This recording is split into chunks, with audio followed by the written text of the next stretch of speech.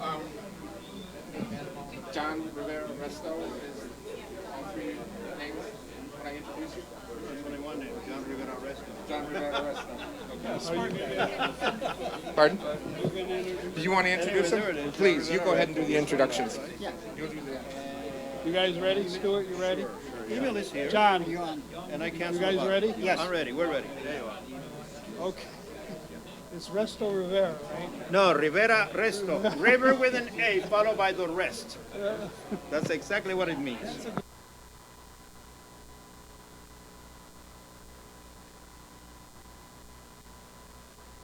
Oh, it's not on. Now it's on. Good evening. I'm Dave Spork. I'm Black and White Chairman. I'm just going to introduce the judges for us. We have Stuart Pearl and John Rivero Resto and Dennis McDonald. And I'll let them go ahead and introduce themselves. And then, Dennis, this is your microphone.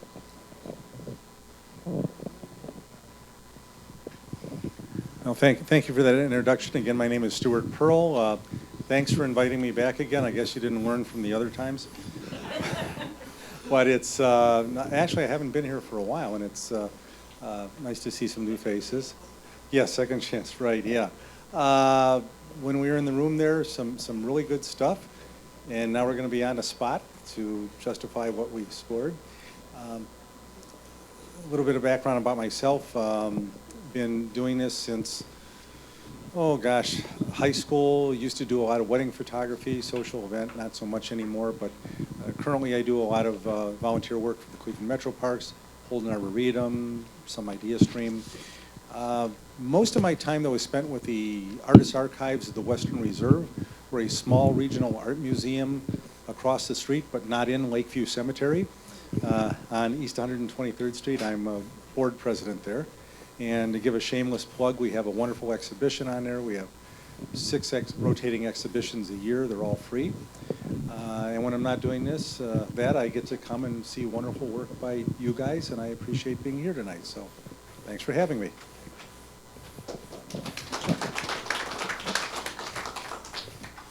Hello, everyone. I'm John Rivera Resto, or in English, John Rivera Resto. I thank you. I'm very grateful for the opportunity to be here. Quite frankly, you're my fun thing of the year every time I come here. In November the 7th, that blessed day when my mother said she almost died, I was born. So I have a birthday coming up. I'll be 65. This is my last official commitment of the year, which I am here enjoying. And I would rather be sitting where you guys are, taking it easier. I am here, again, grateful for the opportunity. It's always fun. And I hope you have a great night.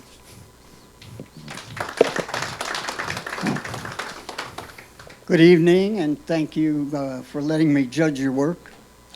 My name's Dennis McDonald. I'm an East Sider. Don't get over this way often. Once I got in the parking lot, it took me another half hour to find your building. But anyway, long story short, I started off, let's go to high school. I was in the Catholic seminary. Left there, went to Cleveland State, studied philosophy. Left there, went to the University of Chicago, studied philosophy, and learned enough to drop out after one semester. Left there, worked back at Cleveland State as a teaching assistant for a while, and in the philosophy department. Then I went to Bowling Green, got an MFA in creative writing. After a while, I realized I wasn't a very good poet, and I'd always tried to take pictures. And my brother, Brian, gave me a camera when I was, I think, in the 7th grade. And, I used it then, but, when I was in college, I'd be at somebody's apartment and I'd see they'd have a nice Nikon sitting on the shelf. I said, man, I never figure out how to use that thing.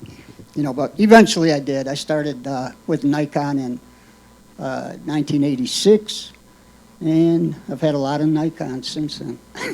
So now I got a Z8 and a Z9, a couple of long lenses, and I like birds, stuff like that. Just got back from Wyoming. Got a couple bears out there. Anyway, that's all you need to know. Now here's what I want you to know.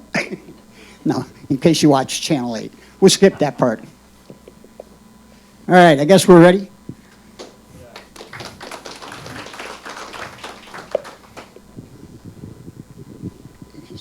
We all got mics or what?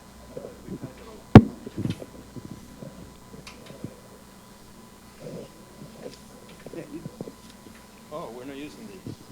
Okay.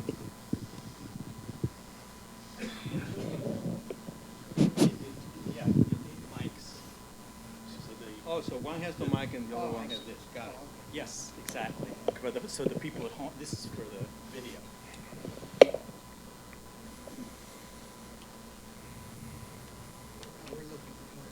Uno, dos, tres, probando.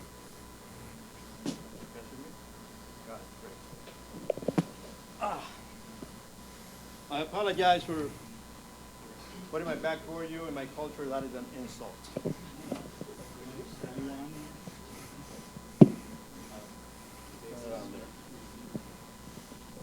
There you got it.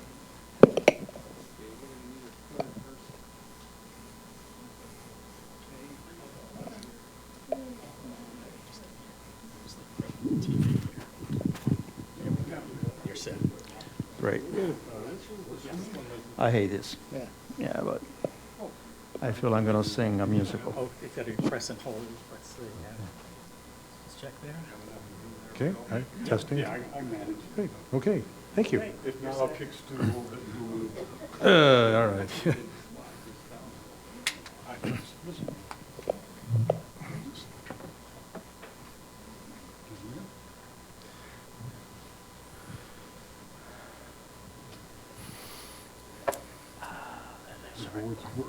No, it's either that or the thing is not sticking out too far.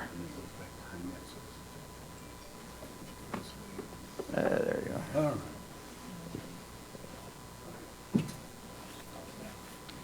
Who's going first? Let me start. And then we just go him, then you. Got it?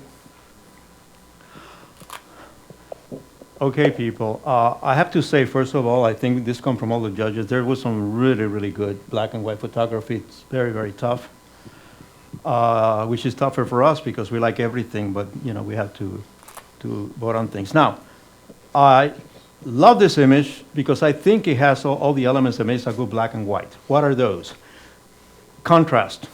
There's contrast, slightly low key, and yet enough that there's a difference. There's tone. You can see the variations in the shadow. Shadows are not black. You can see through them where they're placed. There is contrast, tone. There's texture. I can see the textures, etc.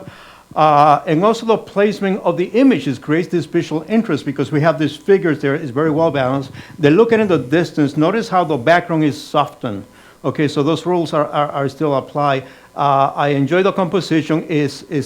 I'm actually sitting behind them, the way the photographer was, okay, which adds a lot of visual interest in the way it's done. I thought this was an excellent photography, great use of black and white. Civil War Supper, Dave Korosek, 21 points.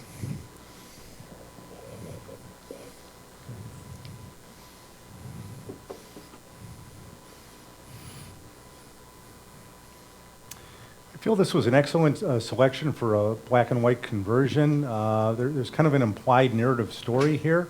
It's a period piece. It looks like there's a Jeep, old-fashioned microphone. There's a kind of a sense of laid-back action here. A little bit of mystery makes the viewer wonder, what is she saying? What is this event? Are those spectators in the background? Are those soldiers? You're not really too sure. But the main light is focused on her, so that's where your center of attention is drawn.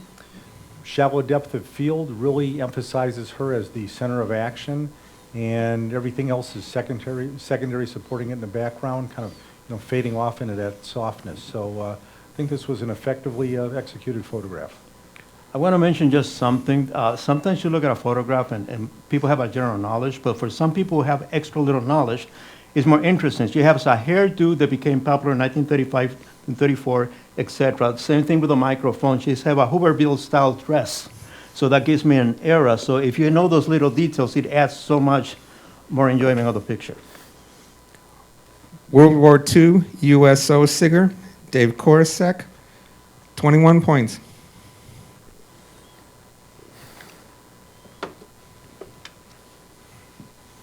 Okay, can you hear me? Is this on? Is it on? Don't know. Check. You're up. Super. All right, well, I like this photo. I rated it high. Everything is dramatic. Well, the sky is dramatic. The lighthouse, it's an iconic image, so you got that going for it. Foreground is well exposed. If anything, I would have tried to move it a little bit, one way or the other. It's real close to the center. That's not always a bad thing, of course, but you got the weight of the house pulling that down on the right, which is a good thing, in my opinion here. But what I like best about this photo is the sky, and it's the kind of photo that I myself would have taken.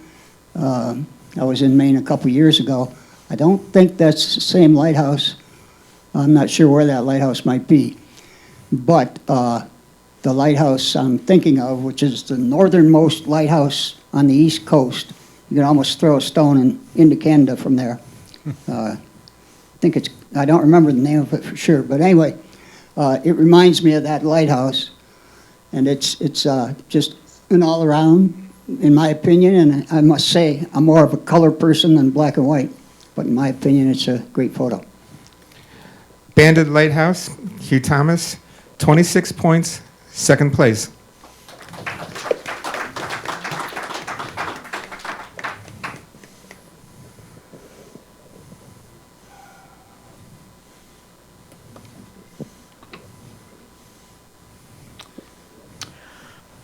The thing about black and white, of course, is there's no color, so you have to rely on other elements to attract your eye, and two of those other elements, we already mentioned tone, we mentioned contrast, the other ones are texture and pattern, okay? And here, really the main thing on this picture is the pattern, because we follow the staircase, the spiral that goes in and it pulls our eye in.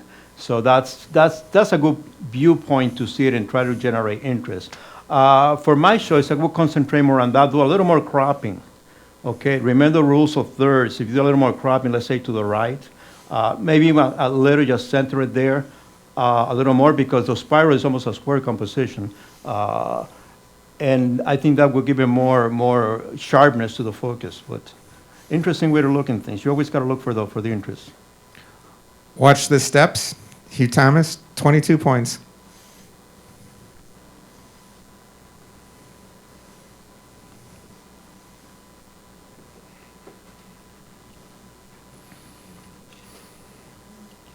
I really thought this was a spectacular photo on a very, very basic kind of level. I just love the tonal range here from not quite white to almost black, but you've got some great grays all in between. You've got just a hint of some of those bright whites there. You've got this wonderful, almost spiral called leading line that's coming from the lower left-hand corner and taking your eye on that journey into the center of it. And then once it gets there, it's kind of supplemented by these wonderful little,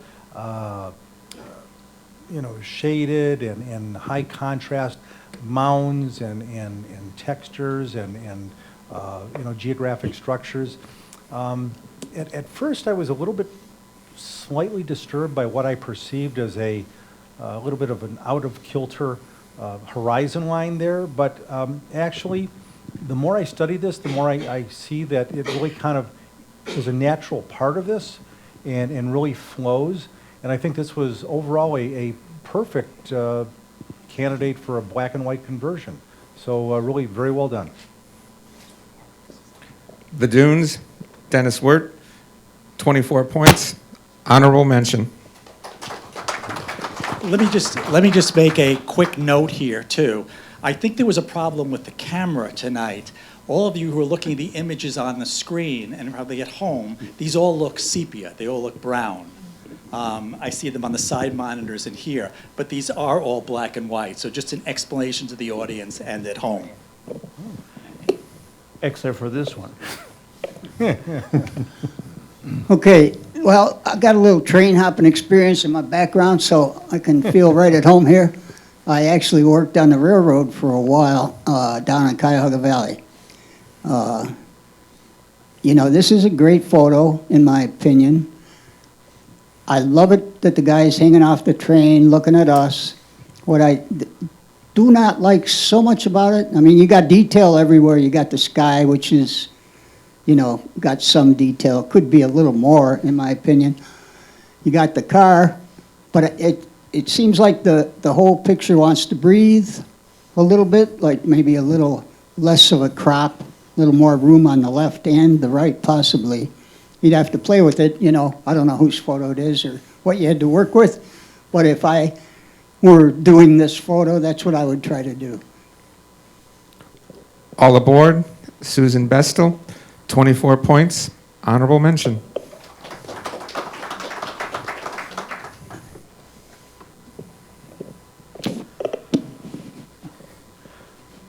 This is a very well-cropped, well-taken picture. It holds our center of attention. It goes on stage. It's almost like it has atmospheric perspective in which as you recede, the tonal value gets a little more softer and shallower. You can see the sun, the way it kind of bathes through those pillars, but it's not a strong ray. We're keeping this on a, you can still see the contrast because it's there, and the texture, etc. But it's just a little low-key on the highlights, which I really enjoy. It gives a harsh texture material a softness in which makes it a little more mystical, maybe a little more ethereal.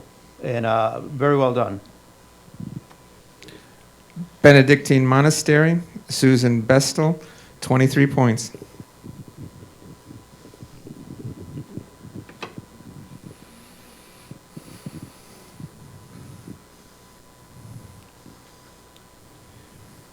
The time of day was nicely selected for this, I feel. You know, you've got the illumination of the artificial light, and there's still enough of a little bit of ambient light from, you know, the sun going down a little bit, in addition to the reflection from the, you know, the building lights and the lamppost lights and that. I'm a little bit conflicted by the large negative space of the foreground to the cityscape itself. I think I might have experimented by, you know, cropping off the bottom third. I mean, this is not a bad photograph the way it's done. I just think that it has the possibility for a little bit of improvement on that. Technically, everything appears to be very sharp. It was well exposed originally, and I think this is a you know, very good attempt at you know, a nice skyline photo. Cleveland at Night, Jill Zabka, 23 points.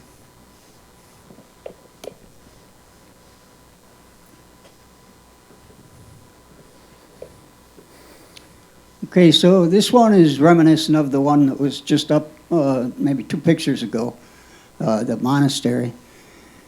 I think I told you I was in a seminary. It actually looks like one of the places I studied in Cincinnati. But in this photo, I like the angle, I like the composition. I would try to increase probably the contrast, maybe not in the what you see outside, but in the I don't know what you call that. Not, I'll call it an alleyway for want of a better word. Galleria. Galleria. Yeah. So anyway, it's a nice photo, but I think it could be improved by adding some contrast to everything except the outside view. Trinity Cathedral Gallery, Dennis Wirt, 23 flash. points. Yeah.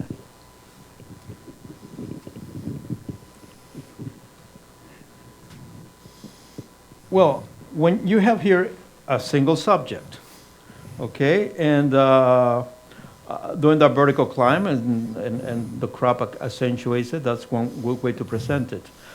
And that is the whole focus because the background, there's not much happening in the surrounding background, okay? And I guess when you take this kind of picture, you cannot exactly pick the sky, okay? But basically, what I find about it, it is so accentuated, everything on the subject, that if I'm gonna do this, I'm gonna try to knock off some of the surrounding area and get my attention even closer to what's interesting. So maybe I would have cropped it tighter, okay, on the plane because there's not much happening around it. The spacing, I know it's an airplane, my mind already tells me it's in the air. That's what I need to see.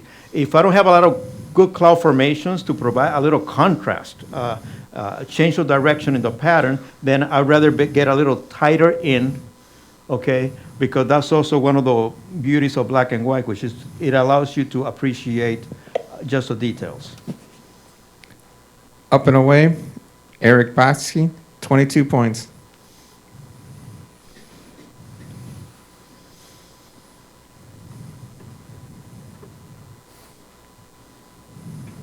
I was really stunned when I saw this photograph. I was trying to, figure out how it was done. It's almost like stage lighting was thrown on it. I just think it's so magnificent. Yeah. I love the way that you have these little subtle highlights kind of touching off the foreground roots and resonating diagonally, with the little waterfall in the center. So you've got this implied sense of motion with that diagonal that goes up there. The photographer, managed through exposure and post, I'm sure, to render this beautiful tonality that does go from those really clean whites at the center of the waterfall into some deeper shadows and some darks there. The tree trunk adds a nice framing to the waterfall there, and I just love the way this was done. I'm curious what the original color would have looked like, but maybe not that curious because I think this is pretty spectacular. So anyway, my compliments to the photographer. This is great. It's gorgeous. If you look, I was just listening to a commentary by Peter Jackson and Lord of the Rings. This is the style of photography they did, and what they imitated was King Kong 1933. And you will notice precisely this type of lighting on both the film. Yeah. Okay, it really takes a good eye to be able to have everything there, get the right softness, just to pull the attention. Notice the only thing sharp there is that trickle of water back there, where you got just enough light to pull your eye in. But it all adds to it magnificently. Hocking Hills Upper Falls, Bob Kowaleski, 27 points, perfect score, first place. Congratulations, Bob. One of my 2 nines. Yeah. Oh, it's yours? Oh, Great. okay. Didn't know that. Okay, so this to me is a great photo.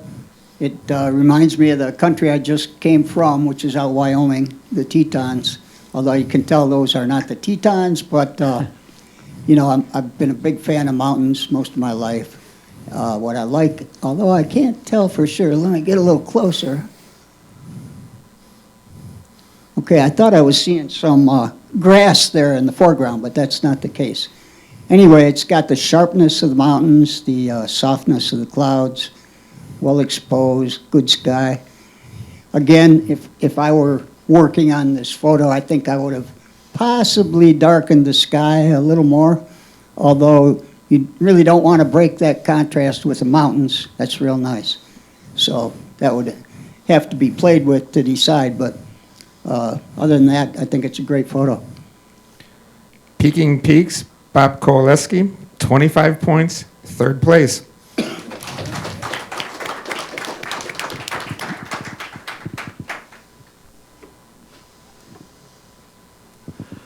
This is a very greedy picture of this beautiful animal.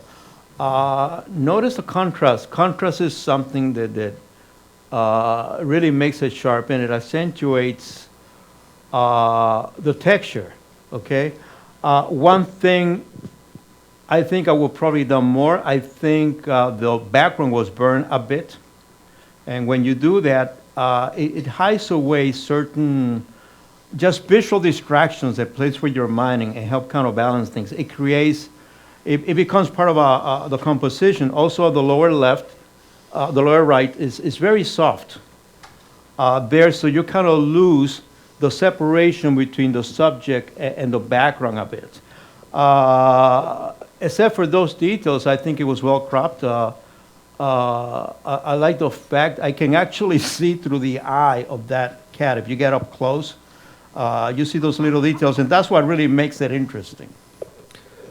A glint in the eye, Eric Botsky, Oh, 22 we have it. points.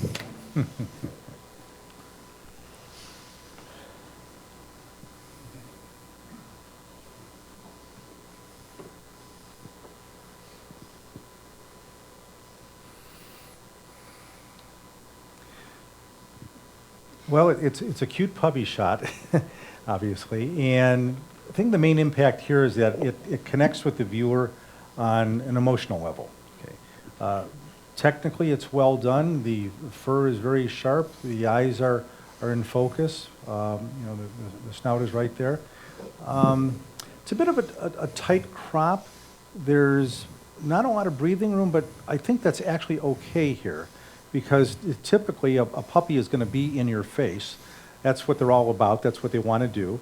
So I think the photographer got the essence of what was going on here, and it worked well in black and white. Sad Little Pony, Mike Kopkis, 23 points. Okay, repeat that title. Sad Little Pony. Okay. That's a pony? They wrote down pony. Boy, that's an ugly pony. That's the correction. Sorry, Mike. Okay, so we've had a few of these now. Tigers or cats of some sort or another, and the puppy, they all seem pretty much the same to me. Not my favorite genre, a close-up of an animal's face like that. But as a photo of that genre, what I would like to see is a little more brightness in the eyes and a little more brightness actually in the ears as well. Background could stay, actually the entire cat I think could be brightened up a little bit just to make it more like being there instead of being a distance back. Even though it's a tight crop, it just seems like its presence could be amplified if it were brightened a little bit. Compare that to the last one that I mentioned. Look at the background here and notice the difference. Imagine that had been completely black. Okay, notice how much those little spots there add depth. And that's one thing you want on a photograph, okay? Clouded Leopard, Mike Kopkis, 22 points.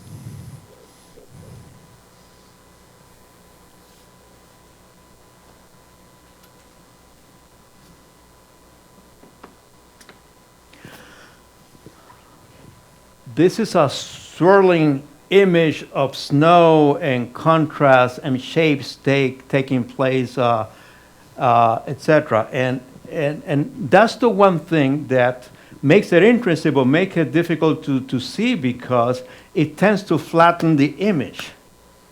Okay, I know this is the foreground, but if I take a sample of the foreground in this area and sample it with this one, they're almost identical. So the tones, there's not much variation in the tone. I guess that's what I'm getting at. And when you have the variation on the tone, you have the sharpness here, softness there, etc. It creates that depth. And when I look at the ridge of this mountain, it is very, very sharp. And that makes it look like it's cut out. Okay? That's one of the things. So I suspect there was a little manipulation here. Okay? And on a very spectacular view. But the one thing you have to keep this in mind, which is all the elements of the picture should either in pattern or in style complement each other. So you have these horizontals there on the clouds. You can either pop them up with contrast, maybe to even this out and then go for broke on the entire picture, or or pick it up in a day when the clouds are slightly different. And if you manipulate an image, always remember the laws of nature. If there's wind on the top, the clouds are less puffy, but there's no reflection on the water. Okay? I noticed a couple images here have that contradiction there. That's the giveaway, okay? But other than that, I love the texture, the way it's going, it's taking the eye, the busyness. Than that, I just have a little conflicting thing with the sky and the crop in there. Beartooth Mountains, Wyoming, Jackie Sayuski, 22 points.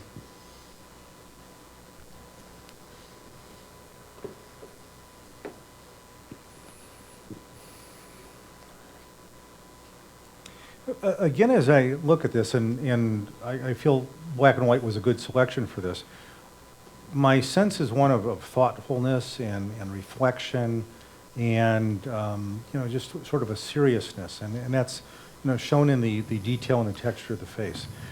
There's a darkening vignette around the edges in that, which does flatten the background. But in that way, it sort of pushes the portrait forward and renders a certain sort of dimensionality, some depth there. There's some very nice modeling of the light, on the nose and the cheek there.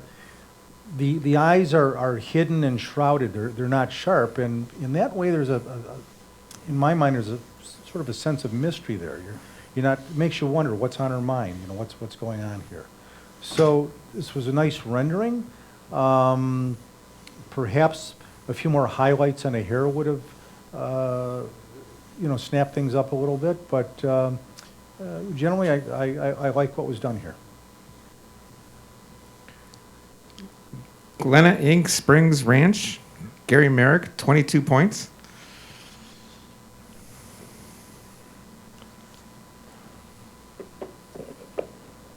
Great photo.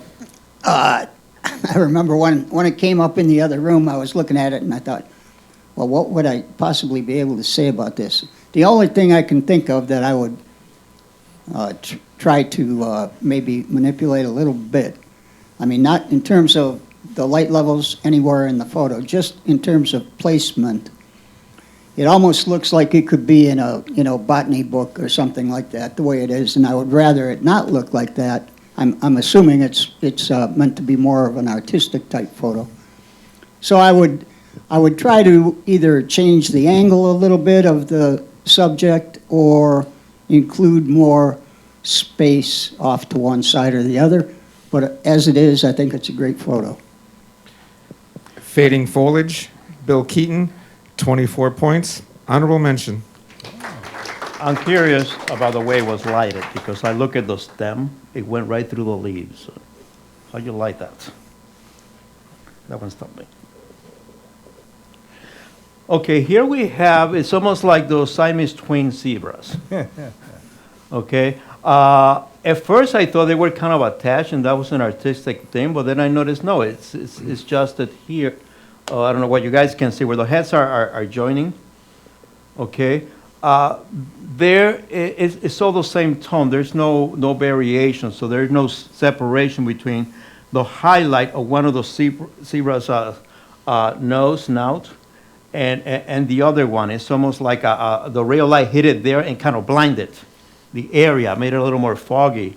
So that's the first thing I noticed. And then I would like to see more of the snouts, which are completely lost into the background. Okay, so while I appreciate the fact that, this picture is not going to be about necessarily about certain, there's not a story going on here, at least unless you think they're falling in love or something. Okay, it's about the pattern, the way the pattern goes, etc. There's many ways to shoot this, so I would have loved to see a little more separation, a little less burn, so I could see a little more of the snout to define the shape a little better. Just to add to that a little bit, a big impact in my mind was I found this to be a delightful optical illusion, almost sort of an abstract. As a photographer and artist, if you can get somebody to stop and wonder, what the hell am I looking at here? You've already been a success in getting somebody to spend time considering what's in front of them. And, actually, I knew these were zebras, but, I've never seen zebras like this before. And they're just kind of a mashed together in this high contrast, conglomeration, and it just made me stop and think. Zebras, Dave Zabork, 24 points. Honorable mention.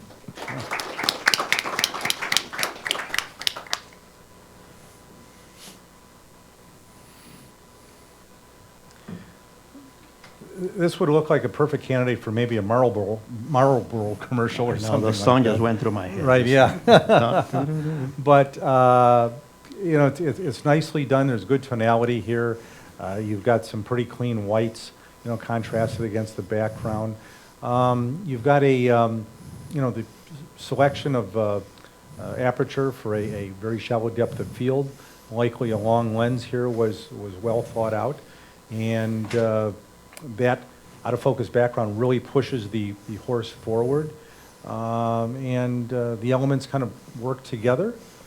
The background is not totally out of focus, so you can still see objects that are consistently a match for the horse in the foreground. And I think it was just, nicely put together and well-timed. Whoa Horsey, Jackie Sayuski, 23 points.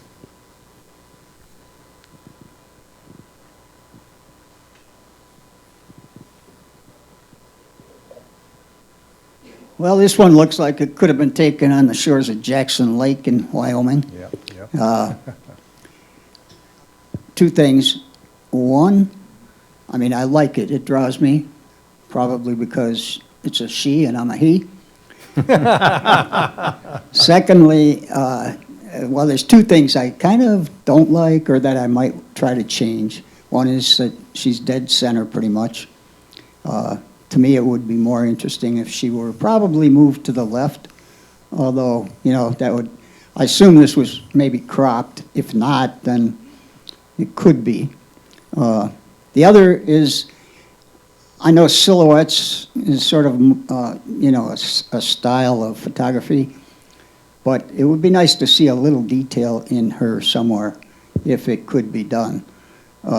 Maybe on her hair, her shoulder, face, what little you can see of it.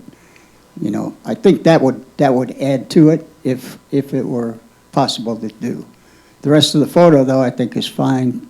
Just maybe move her a little one way or the other, and see if you can brighten her up a little bit. Another little detail that I really look at this one big time because I'm also a guy.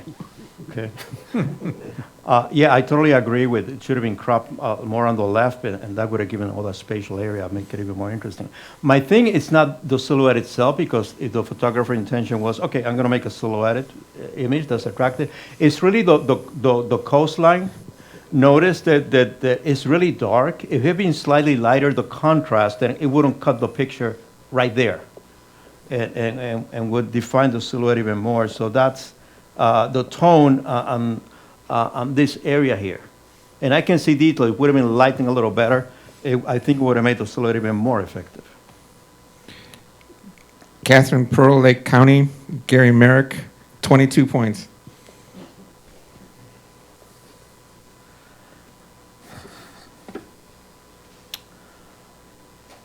Okay, this is a nice sailing ship flying is that a Canadian flag? Could be wrong. I love sailing ships. I've been on a few, including the one where they film a big Hollywood movie in Genoa. And we have it here. The whole attention here is really the ship. It's done in sepia tone, so it gives it that more antique feeling of it. I would have cropped. There's not much happening in the horizon. You got the water, you got the sky, not much happening in the sky. It's like the ship is right there for you to admire me. Don't be distracted by anything else. So I can see pretty much a lot of the detail, etc. I would have cropped it maybe a little tighter just to concentrate more on the ship. Old Ship, Rich Foley, 21 points.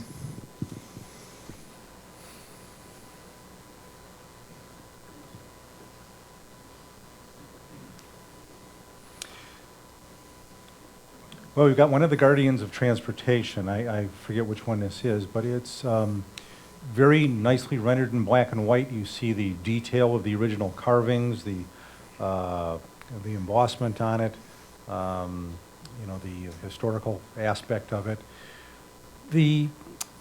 Again, because the background is entirely black, it looks like a cutout.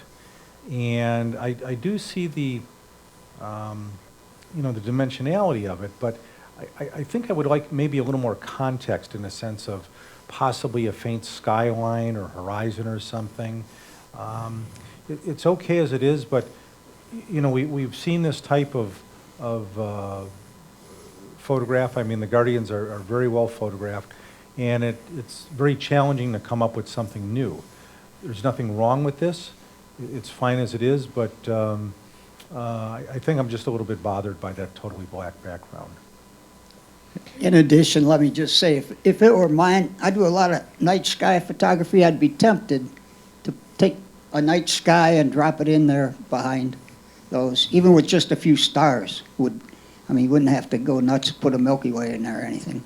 But that would kind of balance it out a little bit, and you could still keep that dark contrast. Yeah, or look at any images by Jim Petacek, who's the most famous Clevelander, who specialized in just taking Cleveland architecture. I met him a few weeks ago, and he has a lot of these. Or watch The Ten Commandments by Cecil B. DeMille, and look at the way they photograph the Colossus. It's amazing. And that'll give you a whole world full of ideas. Guardian of Traffic, Denise Meekins, 23 points.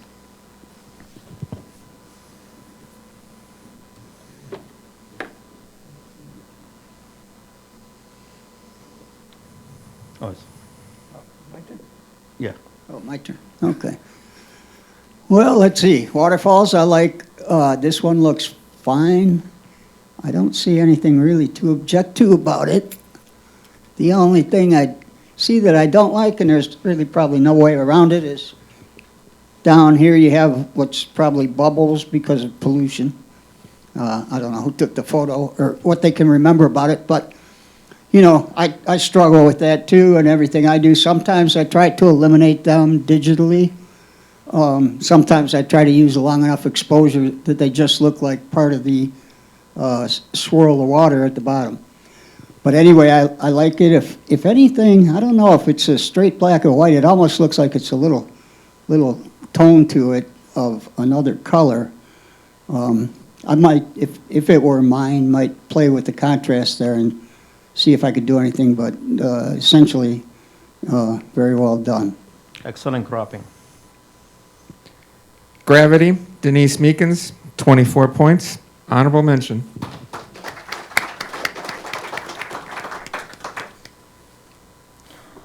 Okay, this is the place that gave me the chills because I never want to be there.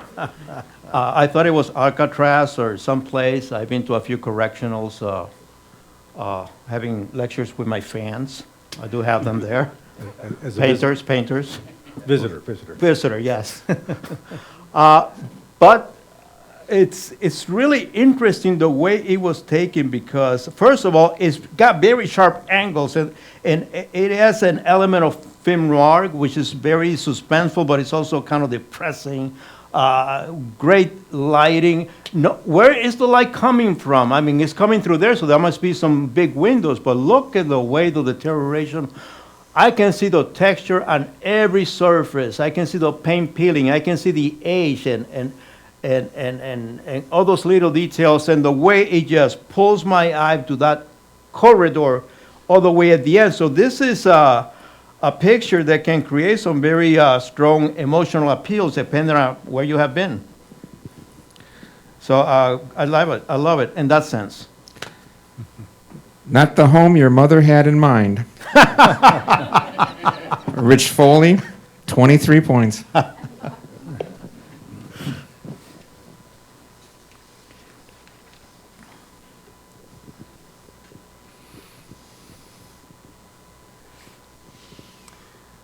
I've done a fair amount of mountain photography and this sort of landscape, and one of the challenges is you want to take something that has great three-dimensional depth, put it on a flat plane screen or piece of paper and still convey to the audience something that has dimensionality to it. One of the keys to that is the concept, and John mentioned it earlier, called atmospheric perspective. And that's, typically as, with the human eye, we look off into the distance. Things in a distance tend to be a little fainter, a little hazier, a little thinner, and the foreground is a bit sharper and darker, and that gives you this sense of dimensionality. This has some great potential to it. It's a good photograph. I might have, in post, lightened up that background just a little bit, the mountaintop to give it a better tonal separation. It appears that the sharpening was potentially equally applied everywhere, and one of the wonders and one of the problems of Photoshop is we can sharpen everything, and the best technique in Photoshop is restraint.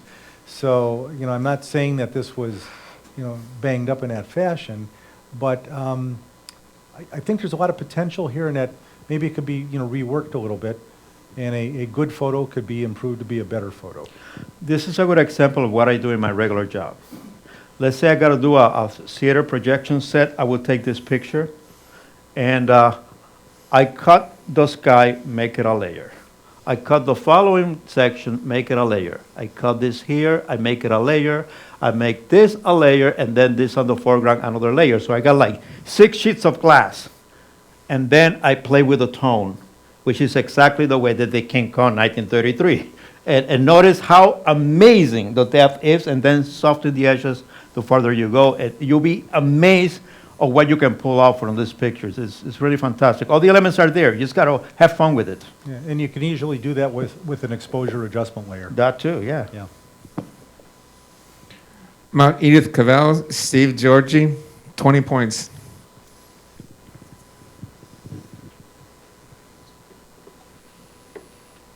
Is that right? No, I think it's backwards. I think Sideways. Yeah. Yeah. I should have looked at the label, my apologies. You're right. It's only because we were staring at it. Yeah, well, this is a real nice photo. I don't know what I can even say about it. It's got the geometrics going for it in a couple different dimensions, and it's got the naturescape beyond. Like I said, I really don't know what to say about it except that it is an interesting photo. If you saw it on a wall in a show or museum, you'd stand and look at it for a while, which is what I'm doing right now.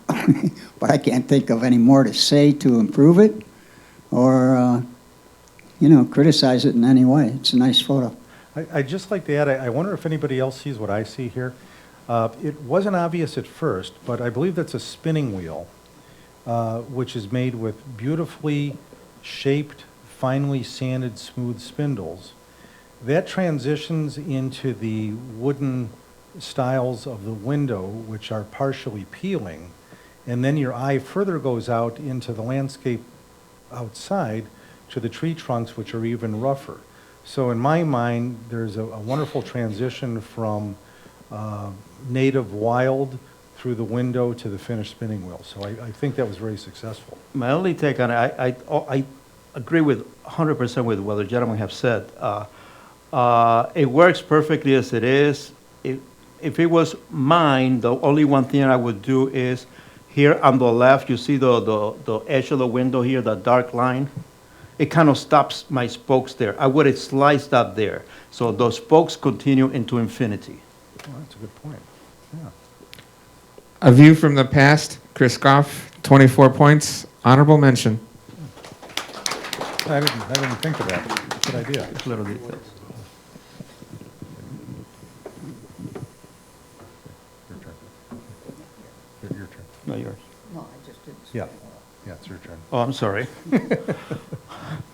Okay, you know what I like this? That the photographer went right into the most interesting part. No distractions, no background, etc. Just zoom in into what's interesting. You got the tonal differences of those petals. It's well cropped because it's not exactly center. It's slightly up. The rule of thirds. It's kind of interesting. Perhaps The way the light falls on it is good enough to still, I can see variations in the shadows.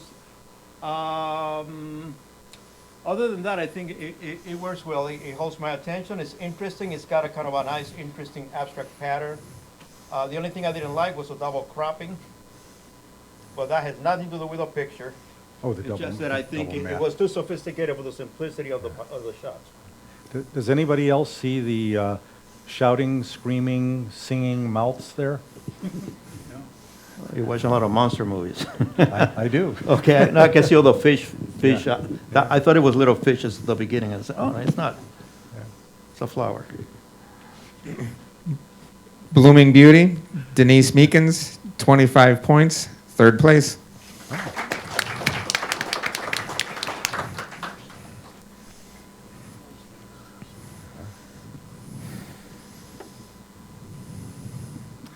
I love geometric experiments and compositions here. You've got a number of elements that work very, very well, and this was a perfect subject for black and white. First, you've got these wonderful curves, the narrow lines of the railings themselves. Then you have this wide shadow, I guess it is, kind of going through the middle off to the right, which is a very pleasing gray tone. As you look into the crisscrossing of the rails there, you see diamonds, trapezoids, rectangles, and whatnot. There's this very nice negative space in the upper left-hand corner, which resonates very well with the shape in the lower right. And I think this was very well thought out, beautifully composed, and just very nicely technically processed. So I think it should get high marks for that. Could you tilt it, please? Just to make a point. Just tilt it. Either way, either way. Yeah. No, I mean the whole thing. Put it, Rotate it. rotate there. That's what I meant. That's what I meant. Notice how it's even more interesting now. Why? Because your mind has to work with what it is, but it's still, we're going with the shape, we're going with the abstraction, we're going with the pattern. It doesn't matter if I'm going backwards on the steps or forward or I'm upside down. I tend to do that, rotate things when are of this quality and let your mind tell you those little details. You appreciate it more. If it was upside down, now it would look like an N, and that makes it even more interesting, I think. So play with the pictures when it's this type of picture, that you can get away with it. Sweeping Staircase, Paul Gilia, 23 points.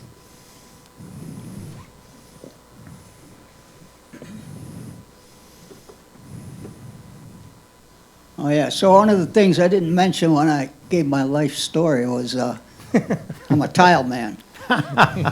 So that kind of drew my interest right there, even though that's probably not tile. I'm guessing it's probably a fabric.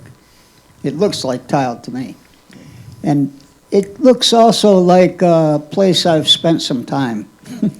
So I picked apples for a while. They'd put us up in a cabin out in the orchards of Washington. And more recently, a buddy of mine has a place in Orwell where we typically go out camping this first, change the time weekend in the fall. However, this year we're not going, but his cabin, the inside of it looks quite a bit like that. And so it's, to my mind, a realistic view. It's evocative in the sense, personally, it brings memories back to me and probably to a lot of you. Maybe not to all of you, but it's fodder for the imagination. If anything were to be different, if I were processing this photo, I might brighten the right side somewhat. The contrast is nice. I might actually brighten the whole image somewhat. I think that would improve it myself. Checkers, anyone? Bill Keaton, 23 points.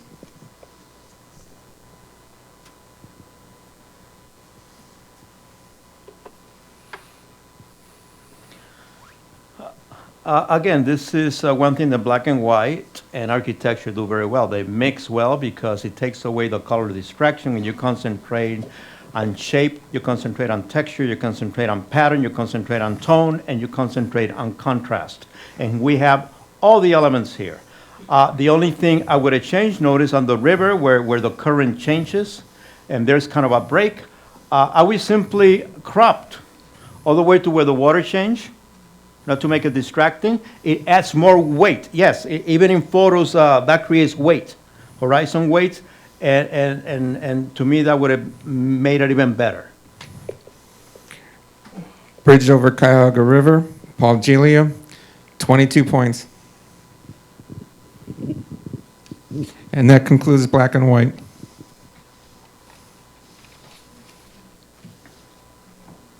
Are you having fun?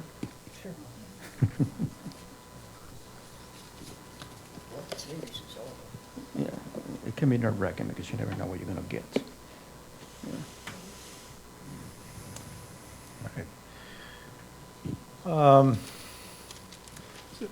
Very pleasant, postcard shot. I don't mean that in any, negative derogatory sense, but it's very relaxing. It, utilizes, that concept of the, the soft water, the long shutter speed to get it flowing almost like, clouds going over rocks. But, it's got a nice composition. You've got the heavy rock at the bottom, which is kind of anchoring the composition there, and then, the lighter aspects of the highlights of the water above, which form a nice little contrast to it. And, everything is kind of flowing from the off-center, off to the right. So because it's not centered, it's not visually predictable. So your eye and brain are working a little harder to understand and see and comprehend and enjoy what's going on there. So nicely done.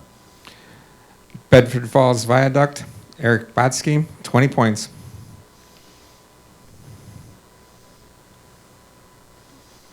Oh, yeah. Well, I am a bird guy, so I guess I gotta like that picture. Not everybody's favorite bird. I don't know if that's a native bird to this country or not, but everything's good about the bird, that's for sure. If anything, I would have given again a little more breathing room. I know John probably would say, get right in there, crop it tighter. Not me. Not in this one. I'd make it a little bit more of an environmental thing so you can see where he is in the world. King Vulture, Marge Brady, 23 points, third place.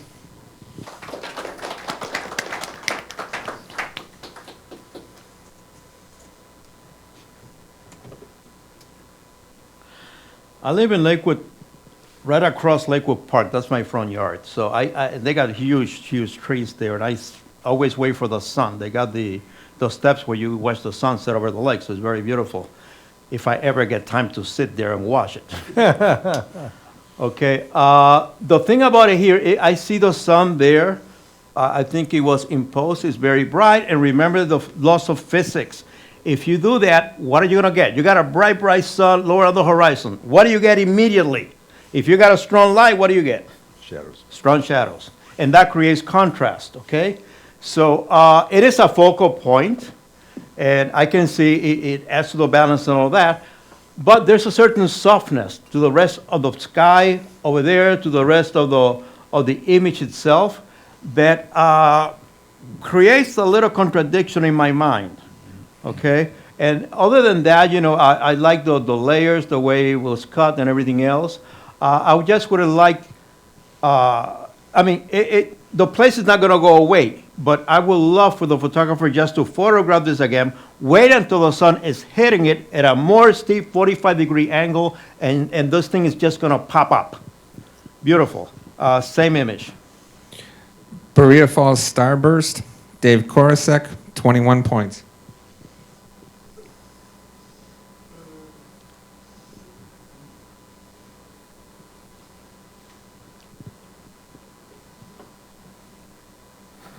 What I really liked about this is it's almost as if, intellectually I know, or I'm pretty sure this is a natural live flower, or maybe just recently picked, but it was shot and processed in a way that it has a porcelain sort of museum aspect to it. It just, the background is so dark that it's pushing it out forward, giving it that nice three-dimensional effect.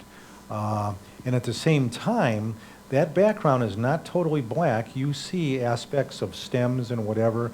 So it gives you that sense of, this is in context. And it's not just an object that was cut out and placed on a black mat.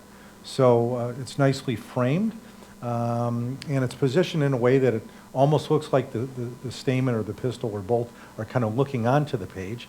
And it was just very nicely arranged. Poppy Marge Brady, 23 points, third place.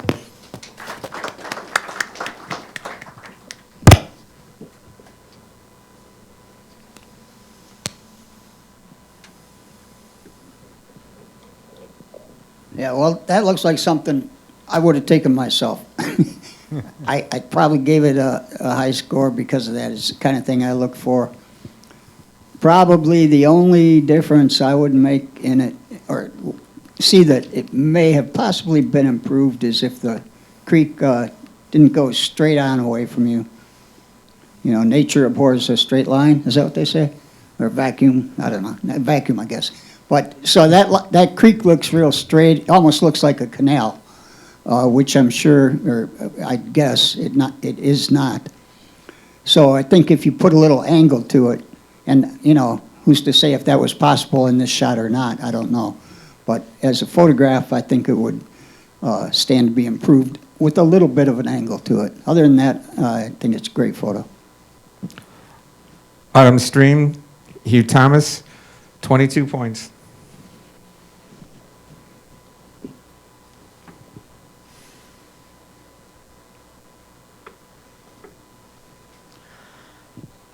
This is such an interesting little picture because the texture, it's almost like it was burnished in metal. And it popped up, and there is such a thing which I've seen, and if you go to Asia, they do it a lot. So it's so crisp, and yet I can see all the elements, all the textures. The color, this is one thing that color can do that you cannot always do in black and white. Even if you got a picture that's flat, you got color, some color push back the eye, others push it forward, you get more depth. Here, there's not such a case, but notice how color, the yellow there creates that separation, the way it's highlighted on the water, etc. I can feel the slight wind. Why? Because the water is not a perfect reflection. There's air there, there's little variations. And it's a good collage, or melange, I should say, of pretty colors and textures. And it's just one of those places that seems like out of a Disney story, magical. Glade Creek Gristmill, Dennis Wirt, second place.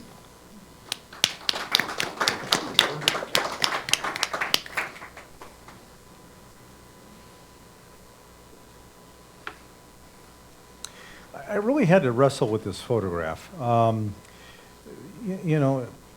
I'm really not sure what I'm looking at. So in that regard, it's successful in that it's making me stop and ponder the composition in front of me. It's a successful abstract in that you've got, a conglomeration of rectangular shapes with other organic-looking shapes, and it's really making you stop to examine this. But I'm still wrestling with it. And, I think it has its abstract place in certain, narrative collections. But it evokes a little bit of unease with me. And to me, that's the impact of it. And I'm not sure I like that. So anyway. It's a little disturbing. Are we looking at a mural seeing reflected on the glass of a building? That's what I thought at first, because I paint murals, so I seen Right, the effect before. But it's very hard to recognize the shape, so it's could Yeah, be it anything. almost reminds me of an H.R. Geiger. Yes, Or there's a contemporary painter by the name of Lawrence Baker, who has a lot of anthropomorphic forest scenes that have bones and skulls. Yes, and this is one of those pictures you can put in all four sides and find a composition in every one of them. all very disturbing. Yeah. Reflections of Humanity, Marge Brady, Those 20 reflections. points. Okay.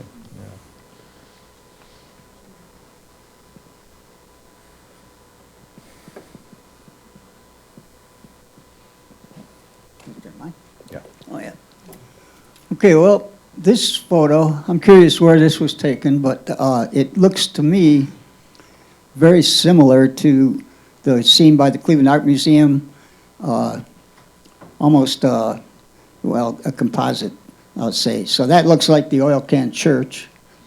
But that view, I'm trying to see how I can convey this. It's a view that would be similar to the view you get when you look at Severance Hall from across the pond. But if you turn around, that oil can church will be behind you. So that's, I do a lot of shooting down there, and that's what it reminds me of. Basically, you know, it's great. It's the reflection's great.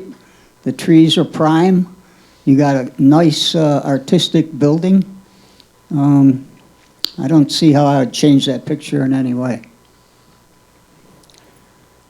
Mormon Temple Falls Reflections, Diane Doucette, 21 points. Mormon Temple.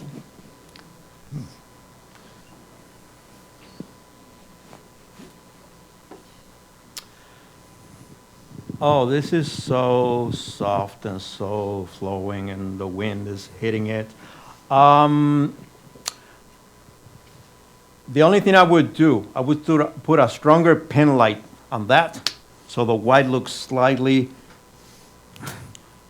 brighter, almost to the same hue as the purple on the back. It's just a one step higher, and it's just fantastic. The background is interesting, etc. The scale looks bigger than the flower. I don't know if that's the way it is or was intended, but the fact that you have that flowy melange of colors on the background makes the whiteness and the flower stand out, but also makes the shape of it. It's almost like feathers, okay, stand out even more. So I really love this picture in its sensory effect that it does to me.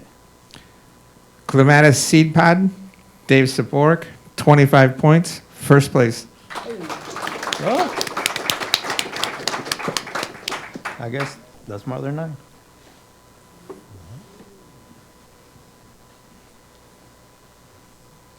Nice action shot. It's got a very nice flow to it. It probably could have been done a little more effectively, possibly in black and white. I mean, the color is nice. It's very pleasant, and I like the isolation, the narrow depth of field that sets the skateboarder, away from the background. But it's got good composition, and I like that diagonal aspect of him as he traverses the curve there. So it was very nicely done. Skate Ramp, Susan Bestel, 19 points.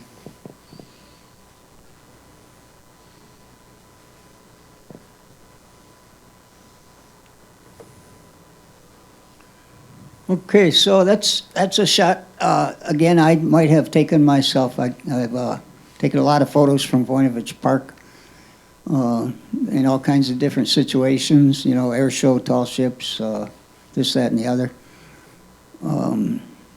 It's a good Cleveland shot.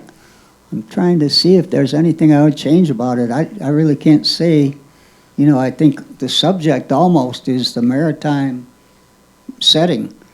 More so than the buildings or the stadium or the Mather over there, I think.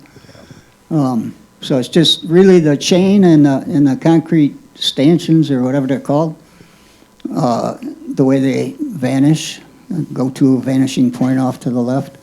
It's a nice photo. If anything, I would like to probably see more of one side or the other, and that would be, the photographer's call.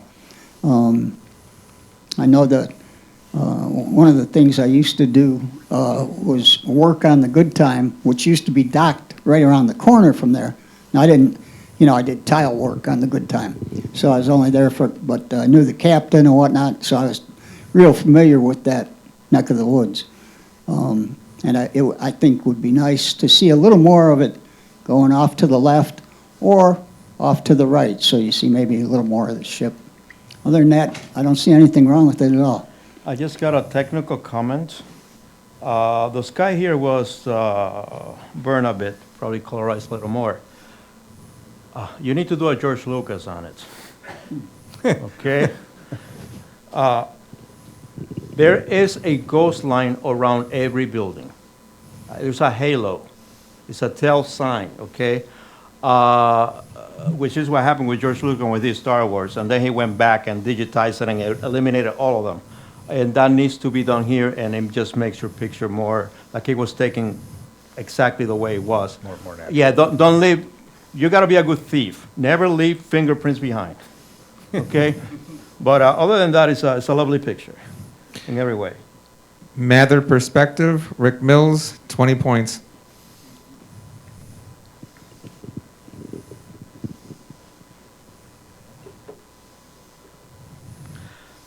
I found this really interesting. First of all, it's very artistic. It's almost painterly. Okay, I am looking at a close-up, I assume, of a petal, but it could just be a folio of an old book. They look exactly the same if it weren't that color. Exactly, almost like that leathery feel to it. Here, unlike most flowers, they tend to be kind of soft, monochrome or whatever color they are. Here, you can see that it's almost like the color was scrubbed in, but in a nice way to give it that velvety touch to it. Notice that the highlights have that nice orangey, peachy kind of look, depending on where you look at it. But they're not exaggerated, okay? You can still see the texture. You can see the cropping is very good. Notice where the center of attention is, okay? It moves you, it didn't center it. It pulls you up and to the side there. So it'll help accentuate, and then these larger petals here bring it all the way down perfectly. Okay, so artistically, to me, this is almost a painting, and I think it's a very successful one at that. Rose, Dave Sabork, 23 points, third place.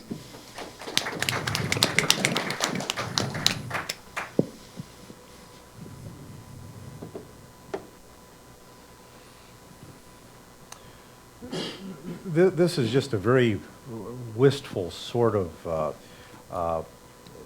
just kind of makes your imagination want to soar and go off to other lands and whatnot. I think this is an excellent example of atmospheric perspective.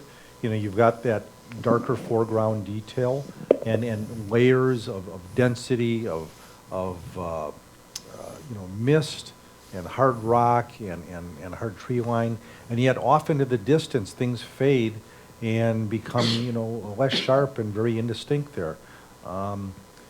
Composition is great. You've got that wonderful diagonal from lower left to upper right, so there's a little bit of implied motion there, and then that diagonal is very nicely broken by the aspect of the lighthouse architecture, the man-made mixed in with the natural. So you've got these contrasts between the hand of man and what was put there by nature, all assembled into this really nicely put together photograph. Very well done. Coastal Lighthouse, Bill Keaton, 25 points, first place. Oh, you.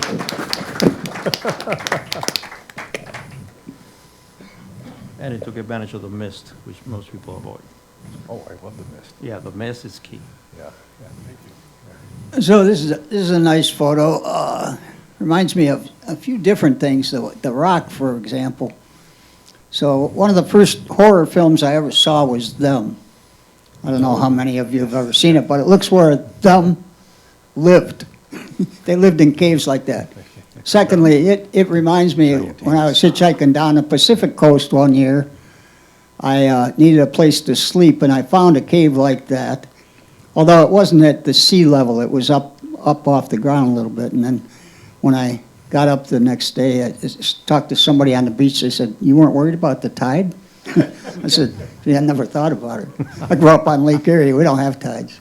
So anyway, but yeah, it's a nice photo. I think, if it were me, I'd be tempted to throw a boat in there or something. A person, a boat, I don't know if that was an option for the photographer, but I think it needs, it's got a perfect setting. It just needs a subject. So that's about the only other thing is, when we first saw it in the other room and we're assigning numbers, I was trying to decide if the horizon line is actually level. I'm not sure, it may be off a little bit, it looks like it's going downhill to the right. I'm not sure that that's a real criticism, because sometimes, you know, the angle you look at the horizon at kind of makes it appear to go up or down. But anyway, it would be something I'd be tempted to check and possibly straighten. That's about it. Thor's Grotto, Bob Koleski, 22 points. If on that picture you throw a towel, a Rampo towel in the foreground, you got scores of gossip stories to go with it. Hiding it up. This is a very well-cropped, composed picture. It's got that, how do you say that in English? El crepúsculo de la noche. Oh, It's- chiaroscuro? Yeah, it's when the dusk is coming and light is being filtered and all that, probably behind the horizon, and it creates this. This is the perfect time for you to get those tonal gradations. Notice how it's more softer as you go. It gets a little more into the light, bounces off the water onto the walls, etc. So I can tell this was naturally taken because light is filtering all the way through the picture. The way looks like a canal doors, keys open up, and the boat gives me a little perspective of what this is, the other level in bridge. So I really enjoyed this picture because it looks simple, but yeah, there's a lot in it. Sailing Through the Lock, Mike Kopkis, 23 points, third place.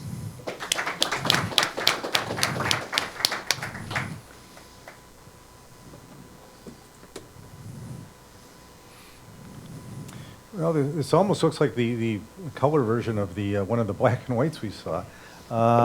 This is nicely done. Again, I think this would make a perfect postcard. There's nothing wrong with that. I like that. It's a very interesting glow reflection off the main building of the Rock Hall, and that you know, in a soft sort of way, it kind of anchors and calms the harsher lines of the dock edges and the you know, stonework and the metalwork of the skyline there. But again, good time of day for this. You have good ambient light mixed in with the artificial, and the exposure was pretty much right on. Rock and Roll Hour, Rick Mills, 22 points. Rock and roll hour. Interesting. Very juicy picture.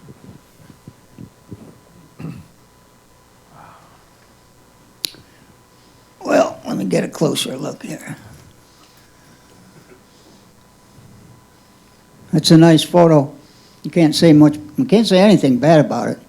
The bird's perfect, the gal is perfect. I presume it was taken at a Gothic festival someplace, or what do you think? I think that's what they call them, Renaissance Fair. Renaissance Fair, yeah. But anyway, you know, for what it is, I'd say executed perfectly. I can't see anything wrong with it. It's very nice as is. I will crop a quarter from the left, compositionally wise, and even bringing me more focus. Again, just look at her face and her hands. Notice where the light just filtered right through it, and it's just it's perfect to take out the subject and separate it from the background. And that red, I mean, it's just shimmering. It does what it's supposed to do. You got a theme picture that actually tells the theme of what it is. Lady in Red, Jackie Sayuski, 23 points, third place.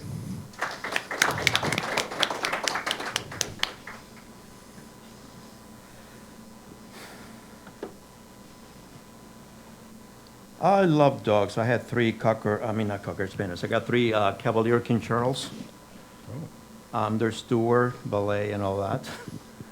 And you always go for the eyes. because they're so pretty. Here we have the dog, we have the background. I don't need all that background, I need the dog, okay? It's not necessary, it's too much space around it. It's almost like half of the picture is just a background, which is not that interesting, while the interest is really the dog. I would say tilt it, not tilt it, crop it, center more on the dog, maybe give him a little more tilt, because dogs tend to kind of tilt their heads a little bit. Okay, create a story with it. I think it's great. I would like to see maybe just a little more highlight on the amber of his eyes, just to center it more. And, well, that's it. If you like animals, that's what you want to do. You want to get up close and hug them. Bucket, I don't see a bucket. Rich Foley, 21 Oh, points. so that's the bucket on the back. Okay, I didn't see the bucket.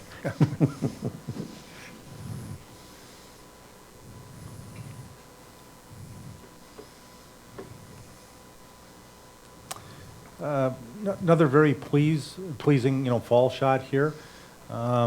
There's an interesting, arc of leaves and rocks that, start from the upper left-hand corner and then come around to the right. So that, presents a nice framing for this small waterfall here. Good coloration. Within that, you have some nice tonality with some clean whites in the water of the falls, to the areas of dark blackness under the rocks. And this was nicely composed, and the overcast gave the advantage of not blowing out any pixels, and the photographer was able to pretty much retain a nice range of color and illumination scale. The Falls in Fall, Chris Bosworth, 18 points.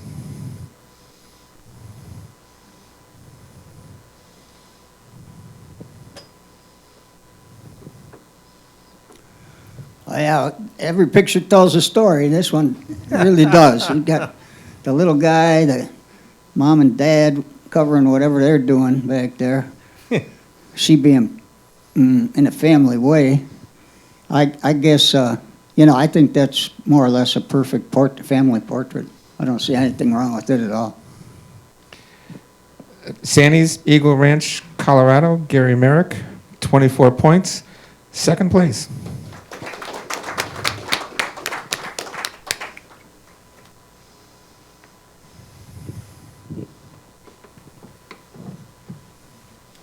On my previous commentary, I mentioned about the background. Get a glimpse of something. Here's one in which there's an exception to every rule. I'm going to reverse it here. Yep. Here, the background is the negative space, but it is cropped just so well that it actually balances the whiteness of the subject. Okay, and what it does here, it helps us concentrate on all the leaves, all the grouping of the leaves make an interesting shape. So it's not like symmetrical. You get an asymmetry there, but at the same time, we can see the details and the softness of the flower, which is what we kind of concentrate on. Also, there's not a lot of color in it. It's very pastel, but because the background is basically dark black, it just makes those colors pop up a little more. So that's one way to play with the item, and that gives it even more softness. White Orchids, Paul Giglia, 24 points, second place. That concludes our competition for the evening. I'd like to thank the judges. Please accept this small token as an appreciation of your efforts this evening. Thank you. Oh, well, thank you.